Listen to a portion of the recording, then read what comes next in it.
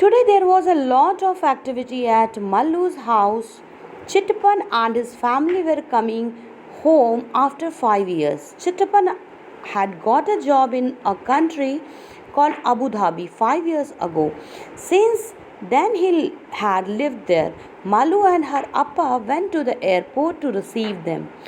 बच्चों, आप ये जो लेसन है लेसन 24 होम एंड अब्रॉड, चलिए हम इस लेसन को करेंगे। पहले मैं आपको लेसन एक्सप्लेन करूँगी, बाद में मैं इसके क्वेश्चन आंसर्स को करूँगी और बाद में PDF फॉर्मेट में डिस्क्रिप्शन में इसके क्वेश्चन आंसर प्रोवाइड करा दूँगी, जिससे कि आप अपने नोट्स तैयार कर लें।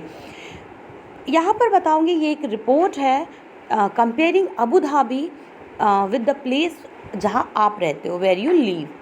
सो आप जहाँ पर रहते हो, आपके घर से कोई दूसरी कंट्री में रहने गया होगा या कोई दूसरी स्टेट में रहता होगा, चाहे आपके कोई रिलेटिव हो, चाहे आपके कोई फैमिली मेम्बर हो।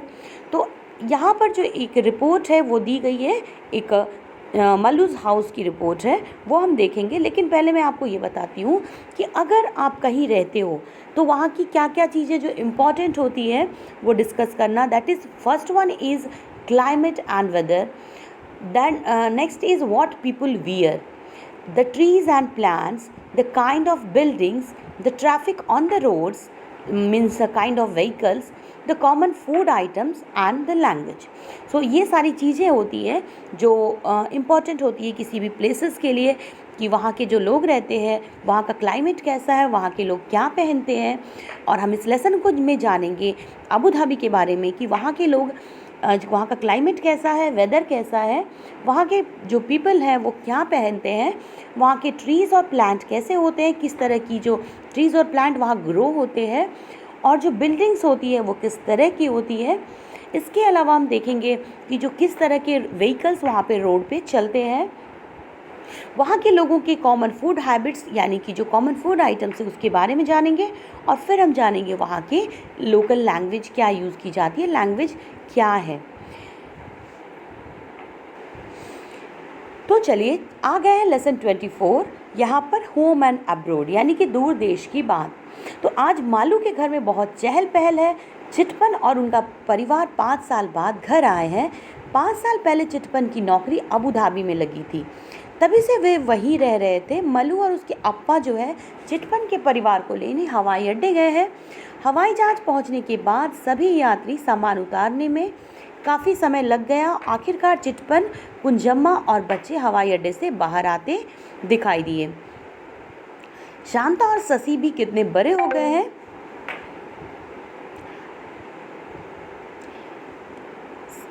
अब यहाँ पर जब काफ़ी दिनों के बाद आप अपने रिलेटिव से मिलते हैं तो आप देखते हैं कि जो बहुत सारा ड्रास्टिक चेंज आ गया होता है उनकी हाइट में, उनकी ग्रोथ में। तो ये कहानी है जिसमें कंपेयर किया जा रहा है केरला और अबू धाबी को। तो केरला के बारे में थोड़ा सा बच्चों जान लेंगे। Kerala is a small state in the south west corner of India. तो अगर आप इंडिया का ये मैप देखेंगे तो ये जो है ना, ये केरला का मैप है, जो कि कहाँ पड़ता है, ये साउथ वेस्ट रीजन में पाया जाता है। यहाँ पर बिल्कुल ये हिस्सा स्थित है, केरला का ये हिस्सा है। तो इसको अलग से यहाँ पे देख लीजिए ध्यान से, ये जो है केरला।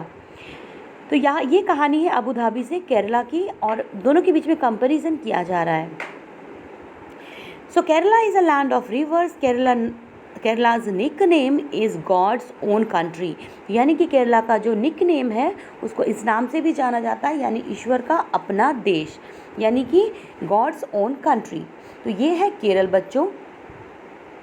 अब यहाँ पर देखते हैं कि जब हवाई जहाज़ से, क्योंकि आप निकलते हैं जब एयरपोर्ट से, तो आपको काफ़ी टाइम लग जाता है एयरपोर्ट से बाहर निकलते, क्योंकि वहाँ सामान क्या होता है, आपको लगेज से निकालना पड़ता है। और उसके बाद जब ये लोग मिलते हैं एक दूसरे से, तो शांता और शशि कितने बड़े हो गए हैं। अप्पा अचानक से बोल पड़े। फिर सारा सामान टैक्सी में रखा गया और सब चल दिए कहाँ, मल्लू के घर की ओर। शांता, तुम इतने लंबे सफ़र के बाद काफ़ी थक गई होगी। अप्पा बता रहे थे कि अबू धाबी भारत से बहुत दूर है।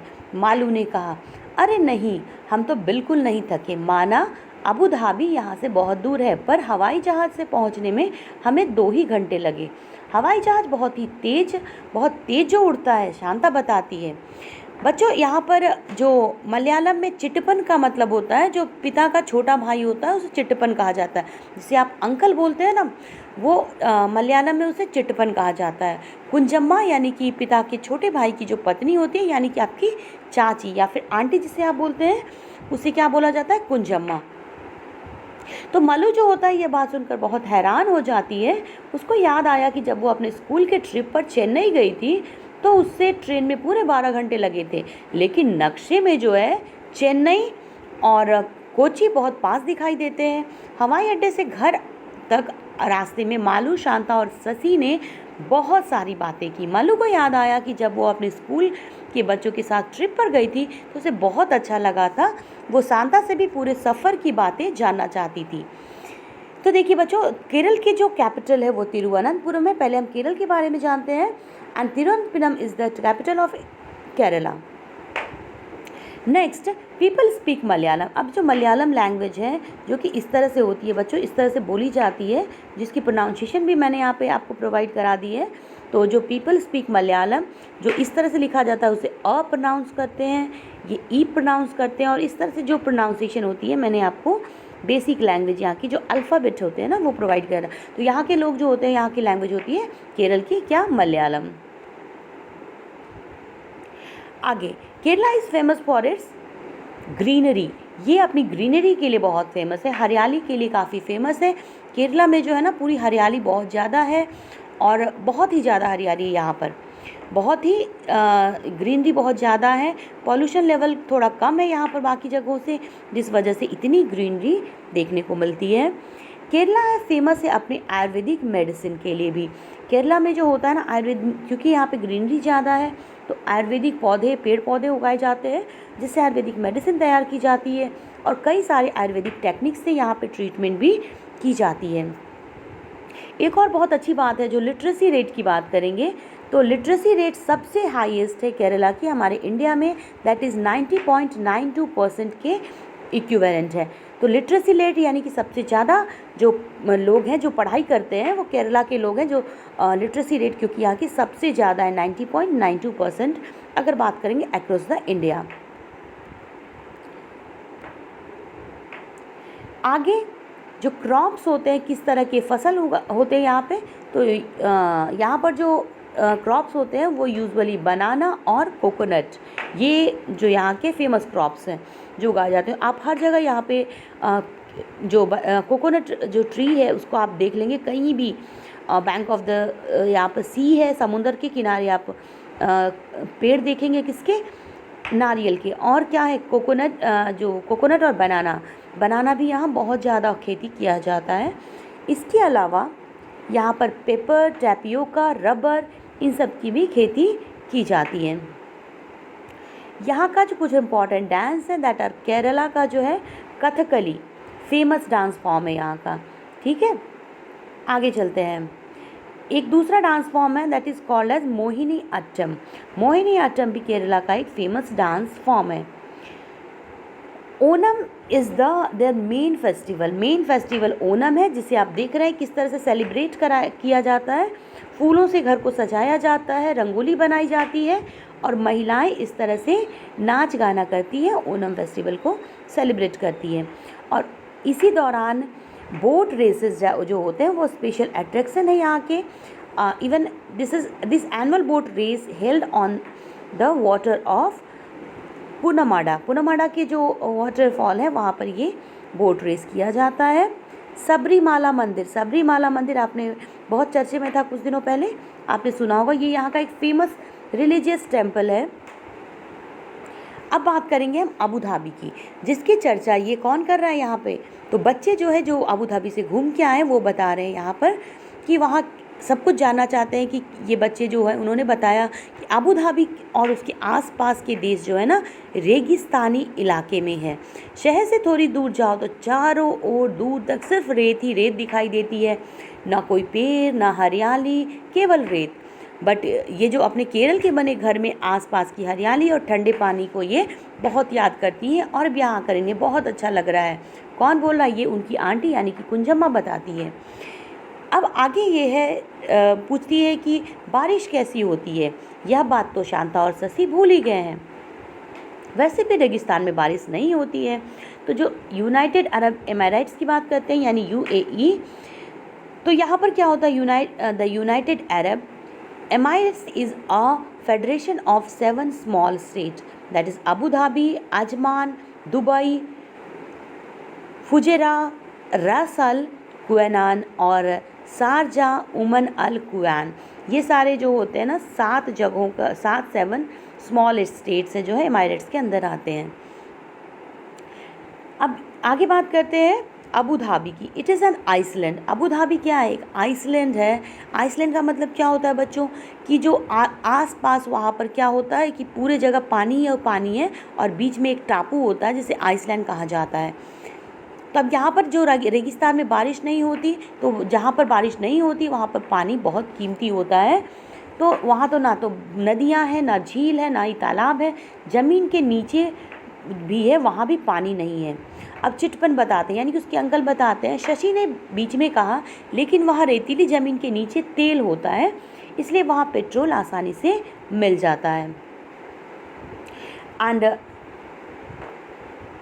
Richest city in the world, richest city की बात कर रहे हैं तो यूएई का richest city in the world, सबसे अमीर माना जाता है क्योंकि ज़मीन के पूरे तेल की सप्लाई जो होती है पूरे वर्ल्ड में वहीं से की जाती है। पेट्रोल वहाँ पर पानी से भी ज़्यादा सस्ता है, ऐसा चिटपन बताते हैं। बातें करते करते सब मालू के घर पहुँच गए। अब टैक्सी से उतरते ही शशि और शांता आस पास इतने फलों के पेड़ देखकर हैरान रह गए। नारियल, केले, पपीते, सुपारी, कटहल, कितनी ही तरह के पेड़ हैं। शशि बोली, अबू धाबी में तो सिर्फ खजूर के पेड़ ही दिखाई देते हैं।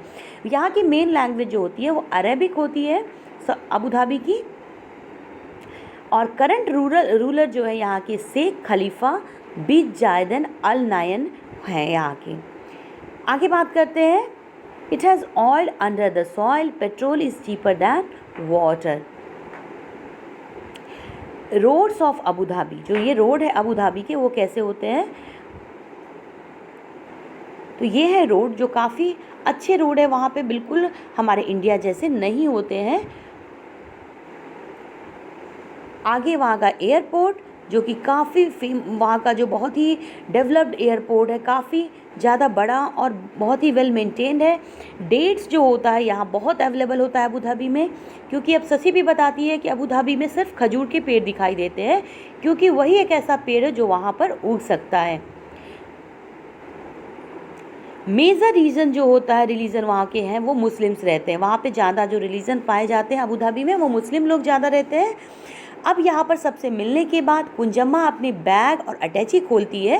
जैसा कि आपको पता है बच्चों, आपके घर में भी जब गेस्ट आते हैं तो क्या होता है, सबके लिए कुछ न कुछ तोहफे लाते हैं। तो इसी तरह से उनके अंकल और आंटी यानी कि कुंजम्मा उनके लिए कुछ तोहफे लाई थी। उन्होंने अपने बैग और अटैची खोले और जहाँ पे तोहफे में क्या लाई थी, खजूर थे, मीठे मीठे स्वादिष्ट।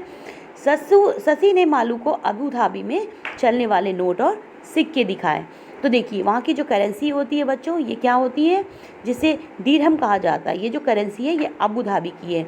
जो कौन दिखा रहा है यहाँ पे, शशि दिखाता है मालू को। शांता ने बताया कि यहाँ अलग अलग तरह के रुपए होते हैं जिन्हें दिरहम कहा जाता है।